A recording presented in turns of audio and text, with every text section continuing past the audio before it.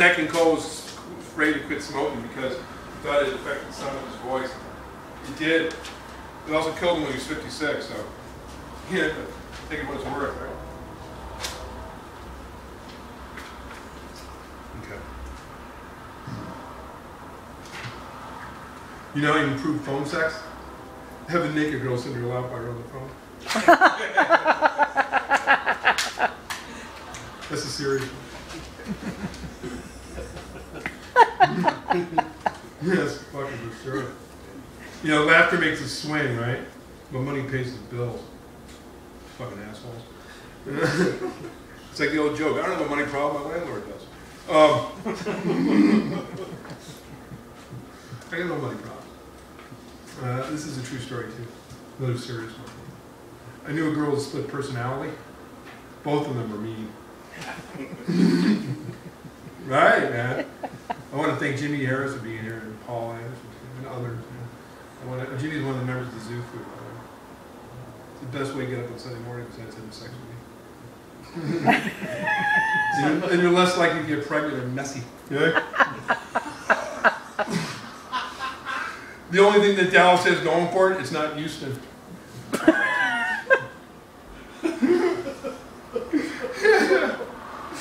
You know what keeps your weight down?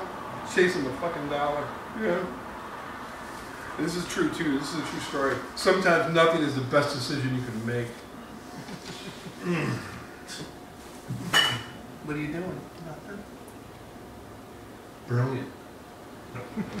Brilliant. I used to babysit kids and I'd say, what are you up to? Nothing. I said, cool, you can't get arrested for that. I was reading PETA recently. And they have a little handbook about PETA. And they have little back pages of PETA, like, you know, things you can get away with that you didn't know you can get away with when it comes to your dogs and cats. Because PETA, you know, they're pretty tough, you know.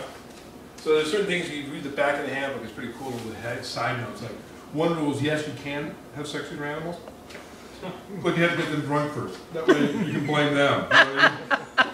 Right, which is a good thing. And they also recommend if you're a really good bass player, you are able to use the cat gun, which is good. You know what I mean? I think that's important because this is only one thing worse than pets. Pet fucking owners. You know what I mean? Really, that's like the only thing I can think of. Don't you love pussy? No, I don't. Oh, well, I do, but you know what I mean? Alright, this is true too. I did this girl for a short period of time too. She had a tear in her left eye. She was too polite to cry. I can't remember what she looked like, but she was eloquent. Yeah, I remember that girl. God damn, I was not very into it. Yeah? You know, I'm serious about stuff. Yeah, this is also a true story too. What do cheese and love have in common? They both get smelly after all. That's true, right? I had told this joke to the other day, and she goes, I don't get it, right? I'm going to tell her again. I'll tell you guys this joke. It's a philosophical joke. I think you can figure it out. I asked her. I told her. I had to tell her twice. She didn't get it. And I'm like, what do you want to fucking do? I want to keep it PG for it because, you know, it was a work opportunity. That's dangerous. It's hard work. So I told her. I said, you know, what's the toughest thing about smoked fish? And I paused and I go, keeping the cigarette lit. You know? And she goes, I don't get it. So I said, what's the toughest thing about smoked fish? I said, keep the cigarette lit. Well, it's not hard to get. Not necessarily funny, but you can get it. You know what I mean, right? You can get it. It's not that complicated. I like people bitching about their jobs. I think that's really fun. I really do. I think it's a great fucking thing. It's a great pastime in between work. I get my fucking job. Oh yeah. Who doesn't? Yeah. It's like the same assholes complaining about the weather all the time. Well, thank God it's here. You know what I mean? What the weather? What are we gonna do? I was tripping one time, right? And I walked out of my parents' house tripping, right? And this is years ago. Yeah. I don't trip anymore. When I walk outside and I come back and my dad says to me, "Hey, what's the weather?" And I go, "I don't know." And it was true. I didn't. So just be thankful that the weather exists. You know, because what would you wear? I I can't think of 200 things. This is important, sort of. I'm going to give this. I'm going to do a poem later too. I'm going to do a poem. These are top. By the way, I want to thank Paul Anderson for being here and also helping put this shit together. Thanks, buddy. All right. This is. I think about people applying for jobs all the time. It's tough out there. Oh, this might be a little joke that came up years ago. It's like, what does a poor guy like think about the recession? You know what he says? What the fuck? What recession?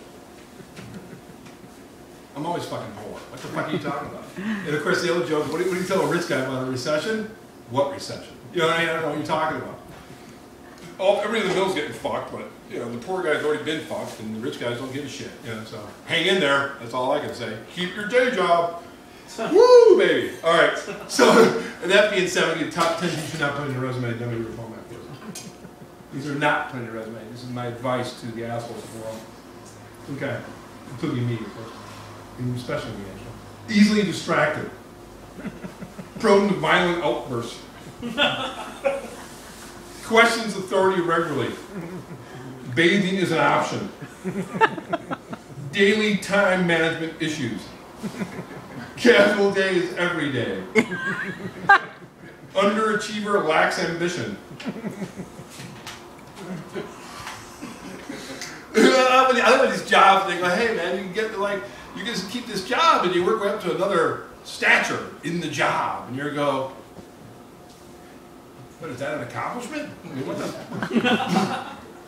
What, it's like, listen, the old joke is this, you never made it until they offer you health insurance anyways. That's just the bottom line. I don't give a fuck. Until they say you have health insurance, you didn't quite make it. You know what I mean? You know what I mean? I almost done this one, okay. Willing to spread herpes among the staff. By the way, I am, you know. Okay.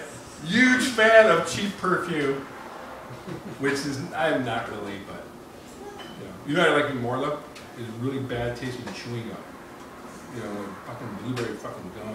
So I'm sitting next to you. Doesn't have a bad joke though. You know what's good about fat girls at the office? They always bring candy. Oh, I love that shit. Especially a break coming in the stone. Thank you. Likely to sexually harass coworkers, which is only a dream. That's not really true. That's just my